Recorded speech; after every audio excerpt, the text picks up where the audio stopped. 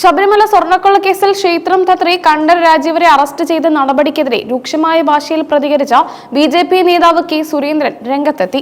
തന്ത്രിയുടെ arrest ശുദ്ധമായ രാഷ്ട്രീയ നാടകമാണെന്നും യഥാർത്ഥ പ്രതികളെ സംരക്ഷിക്കാനുള്ള പിണറായി സർക്കാരിന്റെ ബോധപൂർവമായ നീക്കമാണിതെന്നും അദ്ദേഹം ആരോപിച്ചു.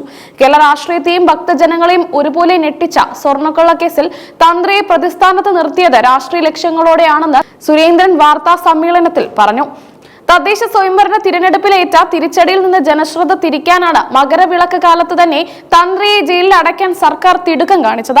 ഭക്തർ പുണ്യമായി കാണുന്ന ഈ സീസണിൽ ആചാരങ്ങൾക്കും വിശ്വാസങ്ങൾക്കും മുകളിൽ കടന്നു കയറാനാണ് സർക്കാർ ശ്രമിക്കുന്നത്. ആചാര ലംഘനമാണ് തന്ത്രി ചെയ്ത കുറ്റമെങ്കിൽ നവോത്ഥാനത്തിന്റെ പേരും പറഞ്ഞ് ആക്ടിവിസ്റ്റുകളെ ശബരിമലയിൽ കയറ്റിയ മുഖ്യമന്ത്രി പിണറായി വിജയനെയാണ് പോലീസ് ആദ്യം അറസ്റ്റ് ചെയ്യേണ്ടത്. ആചാരങ്ങൾ തകർക്കാൻ ശ്രമിച്ചവർ ഇപ്പോൾ ആചാര സംരക്ഷകരായി വരുന്നത് പരിഹാസ്യമാണ്. തന്ത്രിയെ അറസ്റ്റ് ചെയ്യാൻ ഉപയോഗിച്ച റിമാൻഡ് റിപ്പോർട്ടിൽ അദ്ദേഹത്തിന് ഈ ഇടപാടിൽ എന്തെങ്കിലും സാമ്പത്തിക ലാഭം ലഭിച്ചതായി ഒരിടത്തും പറയുന്നില്ല. വെറും സംശയത്തിന്റെ നിഴലിൽ തന്ത്രിയെ ജയിലിൽ അടച്ചത് ഹൈന്ദവ വിശ്വാസികളെ അധിക്ഷേപിക്കാനാണ്.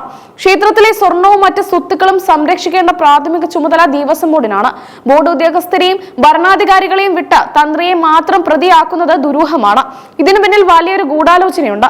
സ്വർണ്ണക്കൊള്ളയുടെ ഗൂഢാലോചന നടന്നത് എവിടെയാണെന്ന് വ്യക്തമാണ്. മുൻ ദേവസ്വം മന്ത്രി കടകംപള്ളി സുരേന്ദ്രനും മുൻ ദേവസ്വം ബോർഡ് പ്രസിഡന്റ് പ്രശാന്തിനെയും ഉടൻ അറസ്റ്റ് ചെയ്യണം.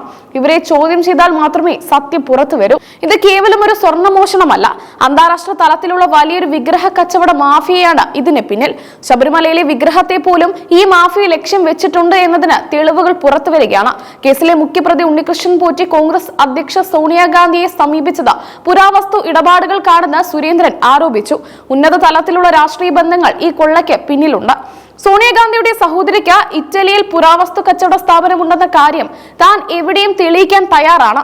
ഈ ബന്ധങ്ങൾ ഉപയോഗിച്ച് ശബരിമലയിലെ പുരാതന വിഗ്രഹങ്ങളും ആഭരണങ്ങളും കടത്താനാണ് ശ്രമം നടന്നത്. അയ്യപ്പ വിഗ്രഹത്തിന് ചുറ്റുമുള്ള തങ്കഗോളകയും വ്യാളി രൂപങ്ങളും നഷ്ടപ്പെട്ടത് വിഗ്രഹ മോഷ്ടാക്കളുടെ ഇടപെടലിന് തെളിവാണ്. പവിത്രമായ ഈ സാധനങ്ങൾ എവിടെ പോയെന്ന് കൃത്യമായി അന്വേഷിക്കണം. UDF നേതാക്കളായ അടൂർ പ്രകാശും ആന്റോ ആന്റണിയും കേസിലെ പ്രതിയെ എന്തിന് സന്ദർശിച്ചു എന്ന് വ്യക്തമാക്കണം. രാഷ്ട്രീയ ഭേദമന്യേയുള്ള ഒരു അവിശുദ്ധ കൂട്ടുകെട്ടാണ് ഇതിന് പിന്നിലെന്ന് സുരേന്ദ്രൻ സംശയം പ്രകടിപ്പിച്ചു. കടകംപള്ളി സുരേന്ദ്രനെയും പ്രശാന്തിനെയും അറസ്റ്റ് ചെയ്യുന്നതിനൊപ്പം തന്നെ സോണിയാഗാന്ധിയിൽ നിന്ന് മൊഴിയെടുക്കാൻ അന്വേഷണ സംഘം തയ്യാറാകണം. എങ്കിൽ മാത്രമേ അന്താരാഷ്ട്ര ബന്ധങ്ങൾ പുറത്തു കൊണ്ടുവരാൻ സാധിക്കൂ. സർക്കാർ പ്രതികളെ സംരക്ഷിക്കാൻ ക്രൈംബ്രാഞ്ചിനെ ഉപയോഗിക്കുകയാണ്. എന്നാൽ വിശ്വാസികൾക്ക് കോടതിയിൽ പ്രതീക്ഷയുണ്ട്. സത്യം മൂടിവെക്കാൻ ആർക്കും കഴിയില്ലെന്ന് സുരേന്ദ്രൻ പറഞ്ഞു. ശബരിമലയിലെ ആചാരങ്ങളെ അവഹേളിക്കുന്ന നടപടികൾ ഇനിയും തുടർന്നാൽ BJP ശക്തമായ പ്രക്ഷോഭ പരിപാടികളുമായി തെരുവിലിറങ്ങും. ഭക്തരുടെ വികാരം സർക്കാർ പരീക്ഷിക്കരുത്. വിഗ്രഹത്തിന്റെ സുരക്ഷയിൽ ദേവസ്വം ബോർഡ് പരാജയപ്പെട്ടു. കാലാകാലങ്ങളിൽ സ്വർണത്തിന്റെ കണക്കെടുപ്പ് നടത്തുന്നതിൽ വീഴ്ച വരുത്തിയത് ആഭരണങ്ങൾ മോഷ്ടിക്കാൻ സൗകര്യമൊരുക്കാനാണ്. തന്ത്രി കുടുംബത്തെ തകർക്കാനുള്ള ഇടതുപക്ഷത്തിന്റെ അജണ്ടയുടെ ഭാഗമാണിത്. ശബരിമലയിൽ യുവതീ പ്രവേശനം തടഞ്ഞ തന്ത്രിയോടുള്ള പകയാണ് സർക്കാർ ഇപ്പോൾ തീർക്കുന്നത്. മതവികാരം വ്രണപ്പെടുത്തുന്ന തരത്തിൽ പോലീസ് ഉദ്യോഗസ്ഥർ പെരുമാറുന്നു. തന്ത്രിയെ മോഷ്ടാവിനെ പോലെ ചിത്രീകരിച്ച് മാധ്യമങ്ങൾക്ക് വാർത്ത നൽകുന്നത് ആസൂത്രിതമാണ്.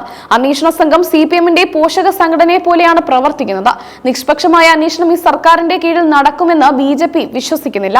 ഈ വിഷയം ദേശീയ തലത്തിൽ ഉയർത്താനാണ് BJP തീരുമാനം. കേന്ദ്ര ഏജൻസികൾ ഈ അന്താരാഷ്ട്ര കള്ളക്കടത്ത് അന്വേഷിക്കണമെന്ന ആവശ്യവും ശക്തമാകും. മോഷണം പോയ സ്വർണവും ആഭരണങ്ങളും എവിടെയുണ്ടെന്ന് സർക്കാരിന് അറിയാം. അത് കണ്ടുപിടിക്കുന്നതിന് പകരം തന്ത്രിയെ ക്രൂശിക്കുന്നത് വഴി യഥാർത്ഥ കൊള്ളക്കാർക്ക് രക്ഷപ്പെടാൻ സമയം നൽകുകയാണ്. അയ്യപ്പ വിശ്വാസികളുടെ പോരാട്ടം തുടരും. രാഷ്ട്രീയ പകപോക്കലിന് ശബരിമലയെ ഉപയോഗിക്കാൻ അനുവദിക്കില്ലെന്നും സുരേന്ദ്രൻ വ്യക്തമാക്കി.